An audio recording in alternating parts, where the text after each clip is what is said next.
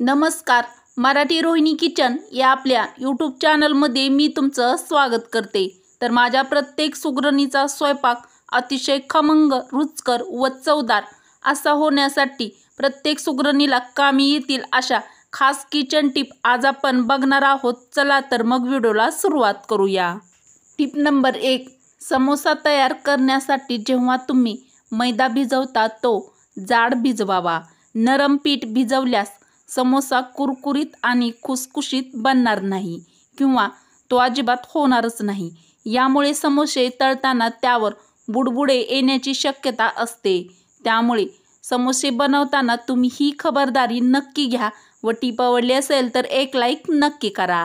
Tip number 2. बऱ्याच पदार्थात आपण आंबट गोड चवीच्या चिंचेचा वापर करत असतो. तर ह्या पिकलेल्या चिंचा तशाच न ठेवता त्याची सालं काढा, त्यातील चिंचुके काढा आणि त्या चिंचांना मीठ लावून ठेवा. तर ह्या चिंचा व्यवस्थित अशा राहण्यासाठी त्या नेहमी एका प्लास्टिकच्या डब्यामध्ये ठेवून द्या. त्यामुळे त्या वर्षभर चांगल्या राहतील, त्या अजिबात खराब होणार नाहीत. तर चिंचांना वर्षभर व्यवस्थित ठेवण्यासाठी किंवा राहण्यासाठी ही टीप नक्की फॉलो करा. टीप नंबर 3. चिंचेचं पन्ह बनवताना तेलाऐवजी तुपाची फोडणी द्यावी. त्यामुळे पन्हे खूपच जास्त टेस्टी असे लागते. साधी सोपी पण अतिशय महत्त्वाची टीप नंबर 4. काही वेळा पावसाळ्यामध्ये गहू दळायला दिले की पीठ छान असं बारीक दळलं जात नाही. मग अशा वेळेस उन्हाळ्यामध्ये किंवा जेव्हा बाहेर कडक ऊन पडलेलं असेल त्यावेळेस गहू चांगले कडक उन्हामध्ये कडक वाळवून एकामध्ये एक अशा 2 पिशव्या कोठीमध्ये ठेवा. असे केल्यामुळे गहू वातळ होणार नाहीत, तर ते छान असे कडक राहतील. तर पावसाळ्यासाठी उन्हाळ्यामध्ये तुम्ही ही पूर्वतयारी तर नक्कीच करा. अत्यंत उपयुक्त टिप नंबर 5. जे पदार्थ शॅलो फ्राय करायचे असतात ते नेहमी नॉनस्टिक भांड्यात फ्राय करावे. असे केल्यामुळे तेलाचा वापर कमी होतो आणि पदार्थ भांड्याला चिटकतही नाही. रोजच्याच वापरात येईल अशी साधी सोपी पण अतिशय खास टिप नंबर 5. कोणत्याही रस्सा भाजी घट्ट व दाटसर अशी होण्यासाठी त्यात थोडे मुरमुरे भाजून मिक्सरला छान असे बारीक करून त्याची पूड रस्सा भाजीला टाकल्यास भाजी छान घट्ट व दाटसर अशी होते व चवीला पण छान लागते. तर कोणतीही रस्सा भाजी बनवताना तुम्ही ही टीप ट्राय करू शकता. अतिशय महत्त्वाची व अत्यंत फायद्याची टीप नंबर 6. कोथिंबीर सुकायला लागली असेल तर पाण्याच्या ग्लासमध्ये उभी करून ठेवा. यामुळे ती टवटवीत व ताजी अशी राहते किंवा बनते. प्रत्येक सुगरणीच्या कामी येईल अशी भन्नाट टीप नंबर 7. पुदिना चटणी बनवताना त्यात थोडे कच्चे शेंगदाणे टाकावे. यामुळे चटणी दाटसर अशी होते आणि तिला कलरही खूप छान येतो. अत्यंत महत्त्वाची व फायद्याची टीप नंबर 7.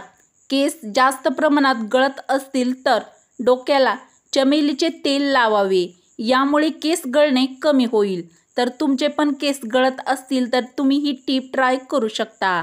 टीप नंबर 8. उपमा बनवताना रवा भाजताना त्यात थोडेसे जिरे घालून भाजावे.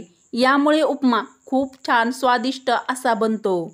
साधी सोपी पण अतिशय महत्त्वाची टीप नंबर 9. जेवण केल्यानंतर आंबट ढेकर येत असेल तर यासाठी कांदा कापून त्यावर लिंबू पिळून रोज दुपारच्या जेवणामध्ये खावे. यामुळे तुमची पचनक्रिया व्यवस्थित राहते. तर तुम्हाला पण आंबट ढेकर येण्याचा त्रास असेल तर ही टीप तुम्ही ट्राय करू शकता. अतिशय खास टीप नंबर 10. रोज सकाळी देवपूजा झाल्यावर घरात शंख न विसरता फुंकावा. यामुळे घरात वास्तव्यास असलेली अलक्ष्मी म्हणजेच माता महालक्ष्मीची मोठी बहीण काढता पाय घेईल व लक्ष्मी चिरंतर वास करेल. तर आपल्या घराच्या सुख समृद्धीसाठी ही टीप नक्की फॉलो करा. अतिशय खास टीप नंबर 11. माझ्या प्रत्येक मैत्रिणीसाठी खास टीप. जीवनात आनंदी राहण्यासाठी स्वतःवर विश्वास ठेवा. स्वतःसाठी जगायला शिका. स्वतःचे लाड पुरवा. ज्या गोष्टीमध्ये आवड आहे त्या गोष्टी करा. नवीन गोष्टी शिकण्यात आपला वेळ घालवा. तर माझ्या प्रत्येक मैत्रिणीला जर ही टीप आवडली असेल तर लाईक शेअर नक्की करा. अतिशय खास टिप नंबर 12, साबुदाणा खिचडी अधिक टेस्टी व चवदार अशी होण्यासाठी साबुदाणा भिजत घालताना थोडंसं मीठ टाकून ठेवा. माझ्या प्रत्येक सुगरणीच्या कामी येईल अशी साधी सोपी पण अतिशय खास टिप नंबर 13, वरण बनवताना त्यामध्ये चिमूटभर कसुरी मेथी घाला. यामुळे वरण खूप जास्त चवदार बनते. अत्यंत उपयुक्त टिप नंबर 14, नाश्ता हे आपल्या शरीरासाठी सर्वात मोठे औषध असते. म्हणून दररोज सकाळी नियमितपणे नाश्ता करावा.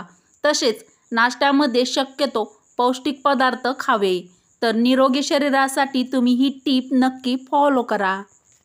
टिप नंबर 15, खीर जर पातळ झाली असेल तर काजू बदामाची पावडर करून दुधात मिक्स करून खिरीमध्ये घाला. यामुळे खीर खूप छान अशी घट्ट तर होईलच, पण त्यामुळे जास्त चवदार पण लागते. ज्यांना नॉनव्हेज खायला आवडतं त्यांच्यासाठी खास टिप नंबर 16, चिकन बिर्याणी व मटन बिर्याणी बनवताना 30 मिनिट आधी चिकन किंवा मटन मॅरिनेट करायला फ्रीजमध्ये ठेवा. यामुळे बिर्याणी खूप छान लागते. साधी सोपी पण अतिशय महत्त्वाची व प्रत्येक गृहिणीसाठी खास टिप नंबर 17, ओल्या कपड्याने खिडक्याच्या काचा साफ केल्यानंतर थोड्या वेळाने वर्तमानपत्राच्या तुकड्याने काचा पुसा. यामुळे काचेची पारदर्शकता वाढेल आणि ती खूप छान अशी चमकेल. तर खिडक्याच्या काचा पुसताना तुम्ही ही टीप नक्की फॉलो करा. अत्यंत महत्त्वाची टीप नंबर 18, नारळ पाणी हे शरीरात थंडावा निर्माण करण्याचा उत्तम स्रोत आहे. त्यामुळे तोंड आल्यावर म्हणजेच आपल्या तोंडामध्ये छाले आल्यानंतर तोंडातला आल्यावर सलग 2 ते 3 दिवस नारळ पाणी पिल्याने होणाऱ्या त्रासापासून आराम मिळतो. अतिशय उपयुक्त व अत्यंत महत्त्वाची टीप नंबर 19, जर तुम्हाला थकवा जाणवू लागला असेल तर गूळ खा. यामुळे तुमची एनर्जी वाढेल. प्रत्येक सुगरणीच्या कामी येईल अशी साधी सोपी पण अतिशय खास टिप नंबर 20, पुरणपोळी बनवताना सुंठ जायफळ यासह वेलची पावडर देखील पुरणात टाकावी. यामुळे पुरणपोळी पचण्यासाठी याचा फायदा आपल्या शरीराला होतो. याचा आपल्या शरीराला कोणताही त्रास होत नाही. तर पुरणपोळी बनवताना तुम्ही ही टीप नक्की फॉलो करा. अत्यंत उपयुक्त व खास टिप नंबर 21, गाजराच्या वड्या करताना त्यामध्ये दुधाऐवजी खवा वापरावा. यामुळे वड्या चवीला छान होतात. गाजराच्या वड्या बनवताना ही टीप तुम्ही नक्की ट्राय करू शकता. टिप नंबर 22, विड्याचे पान देठासकट खाल्ल्याने पोट साफ होण्यास मदत होते. वरील टीप आवडल्यास मराठी रोहिणी किचन या आपल्या मराठमोळ्या चॅनलला सबस्क्राईब करा, लाईक करा व असेच नवनवीन व छान छान व्हिडिओ तुमच्या मित्रमैत्रिणीला शेअर करायला अजिबात विसरू नका. चला तर मग भेटू अशाच पुढच्या एखाद्या छानशा व्हिडिओमध्ये. व्हिडिओ पूर्ण बघितल्याबद्दल धन्यवाद.